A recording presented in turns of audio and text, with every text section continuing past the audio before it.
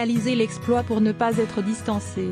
Telle était la mission de l'AS Roma de Eusebio Di Francesco sur la pelouse de l'Allianz Stadium de Turin contre la Juventus. Les visiteurs, 10e au coup d'envoi, devaient impérativement faire une performance ce soir afin de sauver leur première partie de saison et ne pas être distancés dans la course à la Ligue des Champions. Les giallorossi ne pointaient en effet qu'à 4 unités de la Lazio, 4e du classement après son succès à domicile contre Cagliari, 3-1. De son côté, la Juventus Turin était souveraine avec 15 succès et un match nul cette saison en Serie A, et voulait frapper un nouveau grand coup en battant l'un de ses concurrents annoncés en début de saison. Pour ce choc, Massimiliano Allegri décidait d'aligner un 4-3-3 avec Blaise Matuidi associé à Miralem Pjanic et Rodrigo Bentancur. Devant, le trio Dybala, Mandzukic, Ronaldo était évidemment chargé d'inquiéter la défense romaine. De son côté, Eusebio Di Francesco lançait un 4-2-3-1 avec Nzonzi et Cristante à la récupération. Zaniolo était chargé d'animer le jeu, tandis que Florenzi et Eder occupaient les couloirs. Patrick Schick était aligné seul en pointe. La Juventus mettait immédiatement la pression sur la Roma. Après un coup franc frappé par Dybala, Mandzukic remettait dans la surface mais Manola dégageait son camp, 2e. Si Steven Nzonzi tentait sa chance sans cadrer, la Juventus intensifiait sa domination et Olson sauvait les siens. Trouvé à la limite du hors-jeu dans la surface de réparation, Alexandro contrôlait et obligeait Olson à réaliser une superbe parade, 8e. La Roma tentait ensuite d'amener le danger dans le camp turinois, mais les locaux s'offraient une deuxième grosse occasion.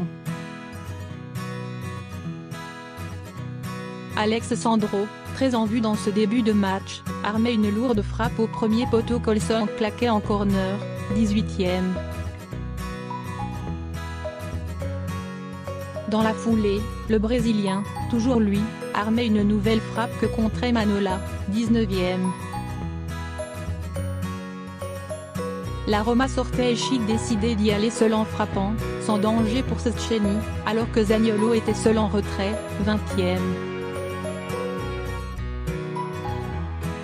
Cristiano Ronaldo tentait ensuite un retourné qui passait largement au-dessus du but de la Roma, 22e. À son tour, Dybala trouvait sur sa route le portier suédois de la AS Roma, auteur d'un début de match parfait, 27e. Une nouvelle fois en bonne position, Alexandro armait une frappe du gauche, cette fois hors du cadre, 32e, avant que Ronaldo ne bute sur Olson, 33e. Olson aura tout tenté. Et finalement, la Juventus ouvrait le score. De Celio adressait un amour de ballon que Mario Mandzukic propulsait au fond des filets de la tête malgré la présence de Santon, 1-0, 35e. Nzonzi tentait de sonner la révolte, mais son coup de tête était capté par Szczęsny, 42e. À la pause, la Juventus était logiquement devant, 1-0. Au retour des vestiaires, Alessandro Florenzi cédait sa place à Justin Kluivert pour la Roma, 46e. Les visiteurs étaient mieux et tentaient d'inquiéter Szczęsny. Seulement, les occasions franches étaient bien du côté de la Juventus, et Ronaldo voyait sa tête passer au-dessus, 57e, avant qu'Olson ne brise sur une nouvelle tête du Portugais, 59e. Dans la foulée, Ronaldo, encore lui, prenait du gauche un ballon dévié par Chiellini mais butait encore une fois sur le rempart suédois, 60e. La Roma essayait toujours de sortir, à l'image de Santon, mais le bloc défensif de la Juventus empêchait les giallorossi de se montrer dangereux. Mais c'est bien la Juventus qui pensait doubler la mise. Sur un corner repoussé par Manola, Chiellini s'élevait et Olson tentait de repousser le danger. Le ballon terminait dans les filets de la Roma mais l'arbitre refusait le but, 69e. Dans la foulée, Emre Can remplaçait Miralem Pjanic, tandis que Diego Perotti prenait la place de Sanji Under, 70e. L'Argentin tentait immédiatement sa chance, mais le ballon était contré, 72e. La Roma tenait le ballon mais n'arrivait toujours pas à surprendre le portier de la Juventus.